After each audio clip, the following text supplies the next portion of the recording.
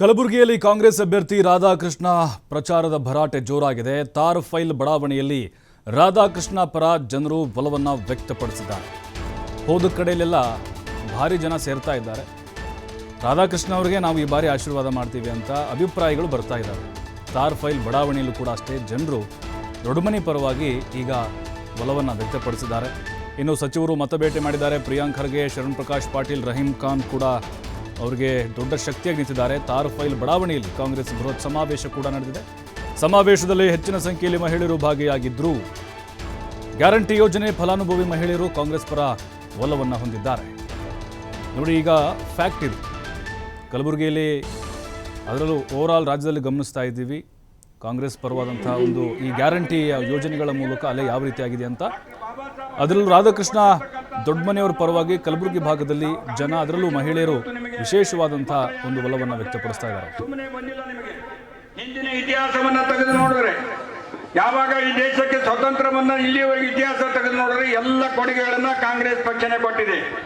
ಎಲ್ಲಿ ಲೈಟ್ ಇರಲಿಲ್ಲ, ನಳ ಇರಲಿಲ್ಲ, ಸಾಲಿಗಳು, ವೃದ್ಧಾಪ್ಯ ಹಿಡಿದು ನಿಮಗೆ ಭೂಮಿ ಕೊಡುವುದವರೆಗೂ, ರಿಸರ್ವೇಶನ್ ದಲ್ಲಿ ಶಾಸಕರನ್ನಾಗಿ ಮಾಡತಕ್ಕಂಥದ್ದು, ಪಾರ್ಲಿಮೆಂಟ್ ಸದಸ್ಯರನ್ನಾಗಿ ಮಾಡತಕ್ಕಂಥದ್ದು, ಸಂವಿಧಾನದ ಫಲವಾಗಿ ಇವತ್ತು ಸಿಕ್ಕಿದೆ ಅಂತಕ್ಕಂಥದ್ದು.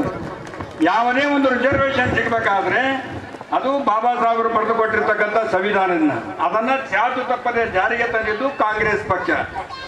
ಎರಡು ಪಕ್ಷಗಳು ತಮ್ಮೆದುರಿವೆ. ಒಂದು ಕಾಂಗ್ರೆಸ್ ಪಕ್ಷದ ಅಭ್ಯರ್ಥಿಯಾಗಿರ್ತಕ್ಕಂಥ ಸನ್ಮಾನ್ಯ ದೊಡ್ಡ ಸಂಖ್ಯೆಯಲ್ಲಿ ನೀವು ಹೆಣ್ಮಕ್ಳು ಬಂದಿದ್ದೀರಿ. ನಿಮ್ಗೆಲ್ರಿಗೂ ನನ್ನ ಮನವಿ ಇಷ್ಟೇ ಇದೆ. ನಿಮಗೆ ತೀರ್ಮಾನ ಏನು ಮಾಡಬೇಕಾಗಿದೆ ಅಂದರೆ, ನಿಮಗೇನು ನರೇಂದ್ರ ಮೋದಿ ಅವರು ಉದ್ರಿ ಭಾಷಣ ಬೇಕಾ, ಏನು ಸಿದ್ದರಾಮಯ್ಯನವರ ನಗದಿ ಗ್ಯಾರಂಟಿ ಬೇಕಾ, ಇದು ತೀರ್ಮಾನ ಮಾಡಬೇಕಾಗಿದೆ ಅಷ್ಟೇ. ಯಾಕಂದ್ರೆ ನರೇಂದ್ರ ಮೋದಿ ಅವರ ಉದ್ರಿ ಭಾಷಣದಿಂದ ಯಾರ ಬಡವ ಹೊಟ್ಟಿನೂ ತುಂಬಿದೆ ಏನ್ರಿ? ಭಾಷಣದಿಂದ ಯಾರ್ದನ ಹೊಟ್ಟಿ ತುಂಬತದ? ಆದರೆ ಸಿದ್ದರಾಮಯ್ಯನವರ ಗ್ಯಾರಂಟಿಯಿಂದ ನಿಮ್ಮ ತಿಂಗಳಿಗೆ ನಿಮ್ಮ ಮನೆ ಅಕೌಂಟಿಗೆ ರೊಕ್ಕ ಬರ್ತಾ ಇದೆ. ಇದೇ ವ್ಯತ್ಯಾಸ ಇದೆ ಕಾಂಗ್ರೆಸ್ ಪಕ್ಷಕ್ಕೆ ಬಿಜೆಪಿಗೆ ಅಂತ ನೀವು ಅರ್ಥ ಮಾಡ್ಕೊಳ್ಬೇಕು. ಕಾಂಗ್ರೆಸ್ ಪಕ್ಷ ಇದು ಬಡವರ ಪಕ್ಷ. ಇದನ್ನ ಅರ್ಥ ಮಾಡ್ಕೊಳ್ತಕ್ಕಂಥ ಅವಶ್ಯಕತೆ ಇದೆ. ಇವತ್ತು ಮಲ್ಲಿಕಾರ್ಜುನ್ ಖರ್ಗೆ ಸಾಹೇಬರು ಈ ಮಣ್ಣಿನ ಮಗ, ಇವತ್ತು ಈ ದೇಶದ ಪ್ರಧಾನಮಂತ್ರಿ ಆಗ್ತಕ್ಕಂಥ ಯೋಗ ಬಂದಿದೆ. ಅದಕ್ಕೆ ನಿಮ್ಮ ಆಶೀರ್ವಾದದ ಅವಶ್ಯಕತೆ ಇದೆ. ಒಂದು ವೇಳೆ ಕೇಂದ್ರದಲ್ಲಿ ನಮ್ಮ ಇಂಡಿಯಾ ಒಕ್ಕೂಟದ ಸರ್ಕಾರ ಬಂದ್ರೆ ಮಲ್ಲಿಕಾರ್ಜುನ್ ಖರ್ಗೆ ಸಾಹೇಬರು ದೇಶದ ಪ್ರಧಾನಮಂತ್ರಿ ಆಗ್ತಾರೆ. ಒಂದು ವೇಳೆ ಮಲ್ಲಿಕಾರ್ಜುನ್ ಖರ್ಗೆ ಸಾಹೇಬರು ದೇಶದ ಪ್ರಧಾನಮಂತ್ರಿ ಆದ್ರೆ ನಮ್ಮ ಕಲಬುರಗಿ ಜಿಲ್ಲೆ 100 ವರ್ಷಗಳಲ್ಲಿ ಆಗ್ತಕ್ಕಂಥ ಅಭಿವೃದ್ಧಿ 5 ವರ್ಷದಲ್ಲಿ ಆಗ್ತದೆ ಅಂತಕ್ಕಂಥ ವಿಶ್ವಾಸ ನಮಗಿದೆ. ಯಾಕಂದ್ರೆ ಮಲ್ಲಿಕಾರ್ಜುನ್ ಖರ್ಗೆ ಸಾಹೇಬರು ಯಾವತ್ತೂ ಕೂಡ ಕೆಲಸ ಮಾಡ್ತಕ್ಕಂಥವ್ರು, ಬಡವರ ಬಗ್ಗೆ ಕಳಕಳಿ ಇರ್ತಕ್ಕಂಥವ್ರು, ಸಾಮಾನ್ಯ ಜನರ ಬಗ್ಗೆ ಕಳಕಳಿ ಇರ್ತಕ್ಕಂಥವ್ರು ಮತ್ತು ನಮ್ಮ ಊರು ನಮ್ಮ ಕೇರಿ ಅಭಿವೃದ್ಧಿ ಮಾಡಬೇಕು ಅಂತಕ್ಕಂಥ ಉದ್ದೇಶ ಹೊಂದಿರತಕ್ಕಂಥವ್ರು.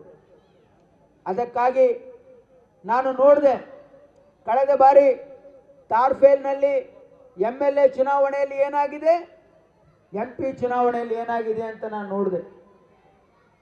ಆದರೆ ಈ ಬಾರಿ ನನ್ನ ಕಳಕಳಿಯ ಮನವಿ ಇದೆ, ನೀವು ಎಲ್ಲ ಒಕ್ಕಟ್ಟಾಗಿ ಇವತ್ತು ಬಿಜೆಪಿಯಲ್ಲಿ 10 ಓಟ್ನು ಬೀಳಾರ್ದಂಗೆ ನೀವೆಲ್ಲ ಕಾಂಗ್ರೆಸ್ ಪಕ್ಷಕ್ಕೆ ಓಟ್ ಹಾಕಿದ್ರೆ ನೀವು ಏನು ಕೆಲಸ ಹೇಳ್ತಿರಲ್ಲ ಎಲ್ಲ ಕೆಲಸ ಆಗಲಿಕ್ಕೆ ಸಾಧ್ಯ ಇದೆ. ನಿಮ್ಮ ಬಡಾವಣೆ ಅಭಿವೃದ್ಧಿ ಆಗಿರ್ಬೋದು, ನಿಮ್ಮ ಗ್ಯಾರಂಟಿಗಳು ನಿಮ್ಮ ಮನೆಗೆ ತಲುಪಿಸ್ತಕ್ಕಂಥದ್ದಾಗಿರ್ಬೋದು, ಮತ್ತು ಆರ್ಟಿಕಲ್ 371J ಇಂದ ನಿಮ್ಮ ಮಕ್ಕಳಿಗೆ ಒಳ್ಳೆ ಭವಿಷ್ಯ ಆಗಿರ್ಬೋದು, ಇದು ಕೇವಲ ಕಾಂಗ್ರೆಸ್ ಇಂದ ಮಾತ್ರ ಸಾಧ್ಯ ಅಂತಕ್ಕಂಥ ಮಾತನ್ನ ಹೇಳಿ, ಇವತ್ತು 7ನೇ ತಾರೀಕು ನಡೀತಕ್ಕಂಥ ಚುನಾವಣೆಯಲ್ಲಿ ಕಾಂಗ್ರೆಸ್ ಪಕ್ಷದ ಗುರುತು ಹಸ್ತಾ ಇದೆ, ಕೈ ಗುರುತಿನ ಮುಂದೆ ಇರ್ತಕ್ಕಂಥ ಬಟನ್ ಒತ್ತೋದ್ರ ಮುಖಾಂತರ ಕಾಂಗ್ರೆಸ್ ಪಕ್ಷಕ್ಕೆ ರಾಧಾಕೃಷ್ಣ ಅವರಿಗೆ ಓಟ್ ಹಾಕಿ ಆಶೀರ್ವಾದ ಮಾಡಿ ನಿಮ್ಮ ಸೇವೆ ಮಾಡಲಿಕ್ಕೆ ಅವಕಾಶ ಮಾಡಿಕೊಡ್ಬೇಕಂತ ಕೈ ಮುಗಿದು ಕೇಳಿಕೊಂಡು 2 ಮಾತು ಮುಗಿಸ್ತೀನಿ. ಜೈ ಹಿಂದ್, ಜೈ ಕರ್ನಾಟಕ, ಜೈ ಕಾಂಗ್ರೆಸ್.